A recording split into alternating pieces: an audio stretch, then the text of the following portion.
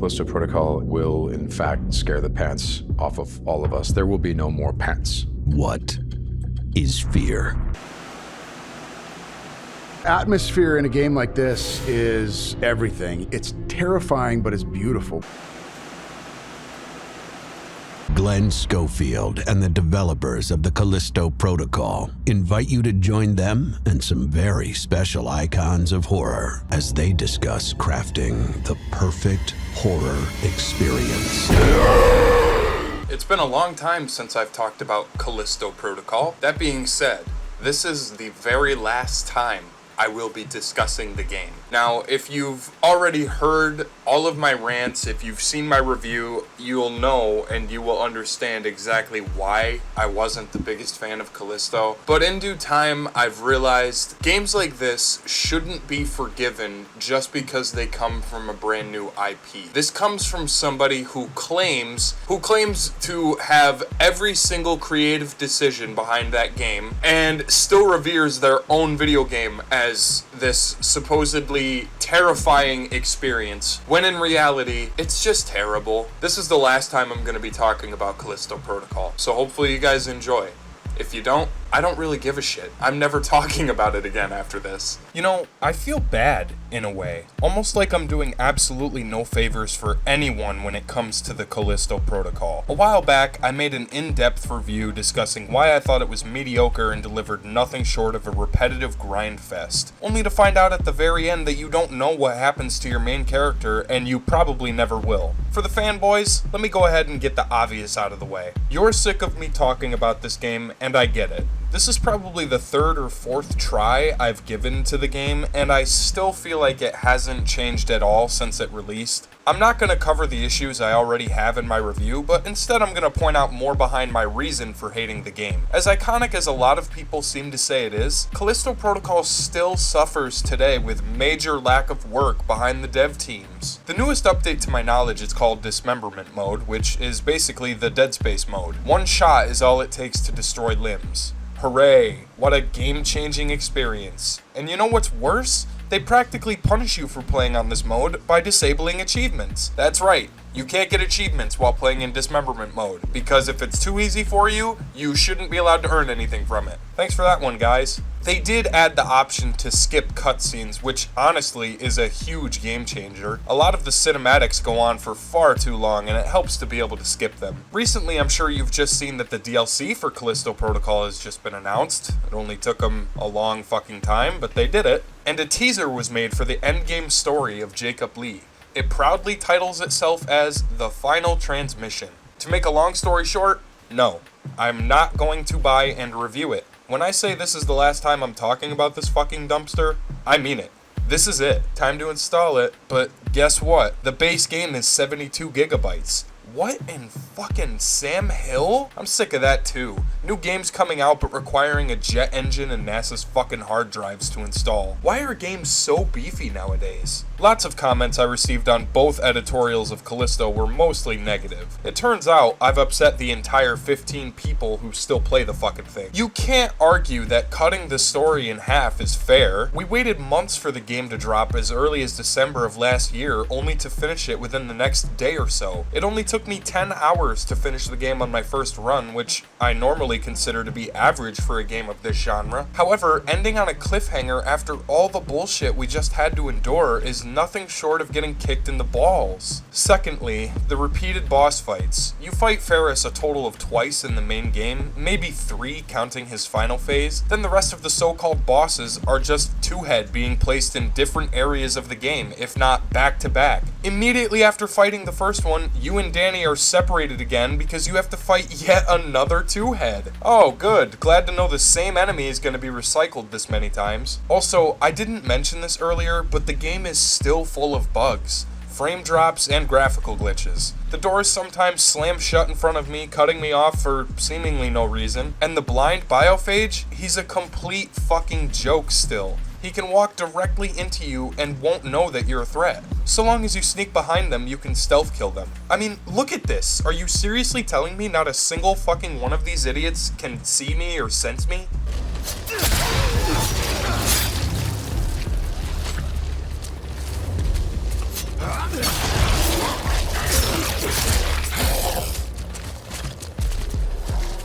Oh my god.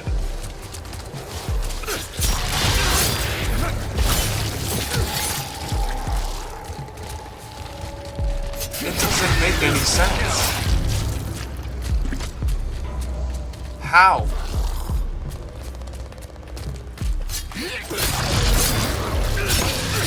Like, their senses are shit if they can't hear that or sense me.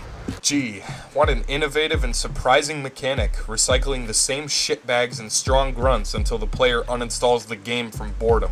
Good move, Glenn. Speaking of fucking Glenn Schofield, I'm honestly upset with him the most for this travesty. It's no secret that if you've been a fan of the channel for a while, you'll know how eager I was to play Callisto. Glenn Schofield, the supposed original creator of Dead Space in 2008, had come forth with all piss and vinegar, offering a new horror game to top all of the others in terms of story, scenery, brutality, helplessness, and most of all, fear. In almost every trailer available for the game, Glenn hyped up his own product and led silly sheep like me into thinking we were getting the next generation of horror storytelling. Brutality is part of that shock value. And shock is just one of the emotions of horror, right? And so I kind of look for those to affect people a little. We've got some real cool death scenes for Jacob. But all I have at the end of it are just more questions. Who is the UJC? Why are we the only fleet of space truckers out here? Why all the significance behind Callisto in particular? Who designed those fucking awesome suits? Why do you only wear the suit and helmet for a small portion of the game? Why does Danny suck balls in every way? More and more questions that seem to fall flat whenever I think of them. In one of the main trailers for Callisto, Sam Witwer, the actor who plays Captain Ferris, talks about how scared he was when seeing the game for the first time. It's a bit surprising coming from him, considering he was also Deacon St. John in Days Gone, and I feel like that game was way scarier than this mess. The death scenes are Callisto's bread and butter, as you all know by now, but incorporating these death scenes into the game also proves to be its weakest leg. Yet it still tries to make a full sprint and dares to call itself a fucking working product. The reason there are so many different death scenes in the game is because they throw so much nonsense at you, they expect you to die no matter what you do. Even on the easiest difficulty, you'll get sucked into a shameful QTE sequence, and at low health, there's no time in the world to defend yourself. Plus, adding new animations and marketing them as paid DLC isn't exactly the best move as a developer. I don't know, if you truly care about how many ways Jacob Lee can die, then yeah, I guess go ahead and waste your money. Third, I'm mad about the marketing. You're telling me that out of all of the fucking trailers they showed before release that you're happy with the final product?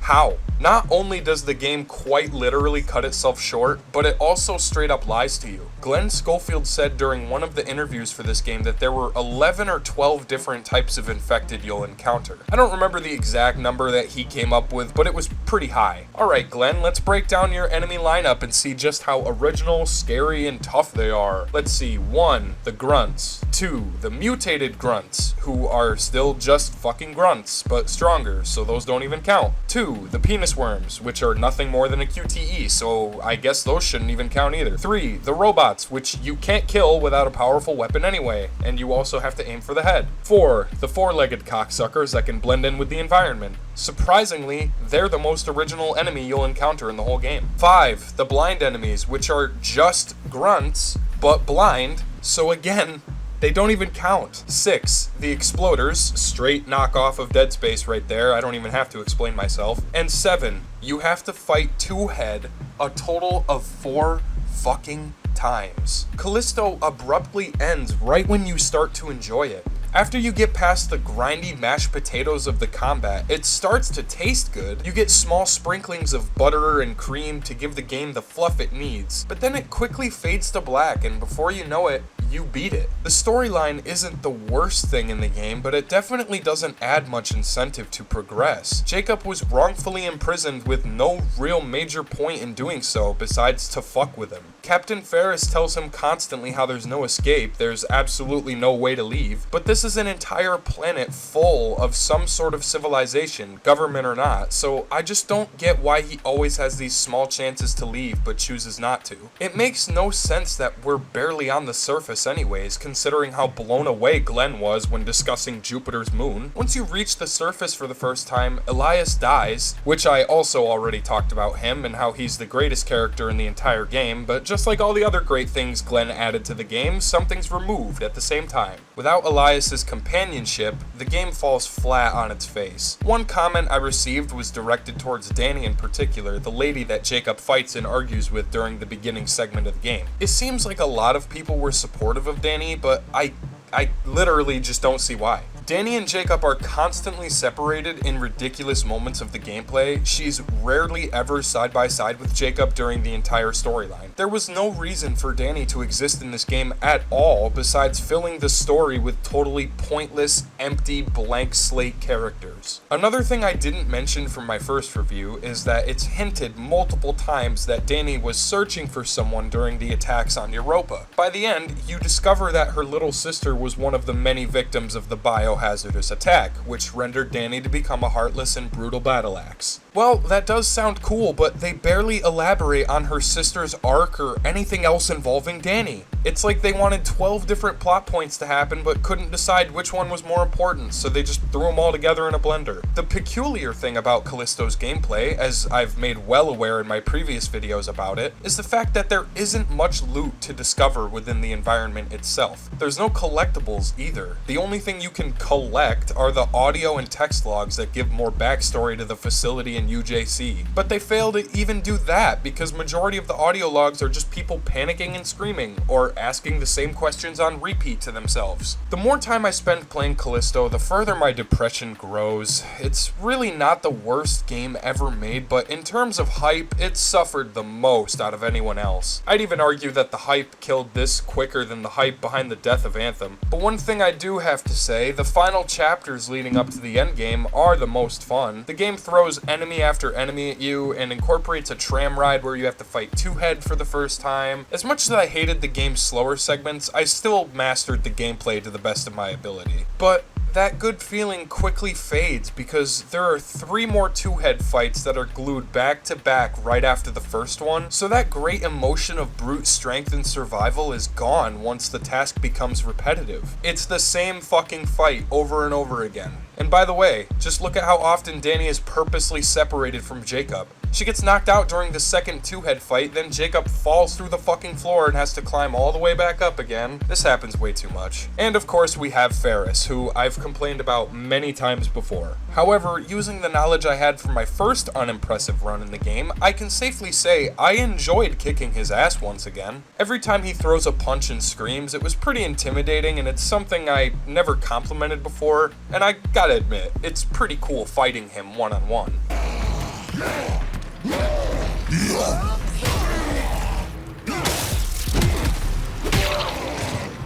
But then we have his second stage boss fight, which just takes way too long to kill, especially if you go into it without much ammunition like I did. The best weapon for me during the entire course of my run was the skunk gun. It has a high ammo spawn in the pool, and it's powerful as fuck. If you want to shred everything to pieces, I recommend you get that gun ASAP. Too bad I didn't have enough ammo for anything here. I'm not kidding, I had to run around for like 20 minutes before I magically picked up enough ammo to finish Ferris off. And what's this? Jacob can fucking dead sprint all of a sudden? Well, that would have been nice to have throughout the rest of the game. An option to run a lot fucking faster. Anyways, if you've seen my review, you know what happens, but I'll summarize. Jacob sacrifices himself by giving Danny the antidote to her infection and a source of the larva responsible for the outbreak. With her leaving via escape pod, it's only a matter of time before someone finds her and hears the whole story. Jacob, on the other hand, ends up killing 7 fucking biophages off screen, because why not? Then Mahler appears to tell him, "There's a way out after all, Jacob. We can both get out of here." And then there's a massive jump scare from Captain Ferris, who, for some reason, is no longer infected and no longer a huge mutated abomination, but reverted back to like stage 1 of his infection. I literally don't know. Honestly, they're doing exactly what I thought they would. They're ignoring the blatant fact that their game wasn't well received by majority of audiences and choosing to release paid DLC instead of addressing why the game feels like a lazy slop fest that even pigs wouldn't shit in. I knew it was coming, and it only confirms what I was thinking about Striking Distance Studios and their team. They're all lazy and fucking greedy. As I stated earlier, this is truly it. Like it or leave it, I can't bring myself to talk about Callisto Protocol anymore. There's still a lot of fans stuck in its linear universe, convinced that what they got is the scariest experience ever made, which is just straight up false. I mean, Outlast 1 and 2 scare me more than Callisto does. But if you're aiming for more of a story-oriented space horror game, I'd highly recommend you just get the Dead Space remake. It's not only a faithful homage to the original, but it does a decent job encapsulating a lot of the charm from the series. Callisto was a snowball hyping itself up to be a basketball, only to have someone trap it in a microwave and melt it. Yeah, that analogy didn't make sense, but can you blame me? I've been talking about this game ever since it fucking came out. There's nothing that the DLC can offer me I haven't already seen. I'm not gonna waste my money or my time any further on this dog shit mess of a video game. I've already talked about it way too much at this point. There's nothing else to say. I guess I can only hope that the DLC is longer, better, and scarier than the main game, but let's be honest with each other. It's not gonna be. You be the judge, because I'm never playing Callisto Protocol ever again. I'd rather eat my own fucking toe cheese. Anyways, hope you enjoyed this one, folks. Stick around, and next time I'll be talking about some of the most gruesome death scenes I've seen in a movie. I'll see you guys and gals next time. Thank you to everyone who has subscribed to our channel, and thanks for checking out this video. Leave a like, comment, and since we're on the subject, enjoy yourself. Thanks for watching the content, folks.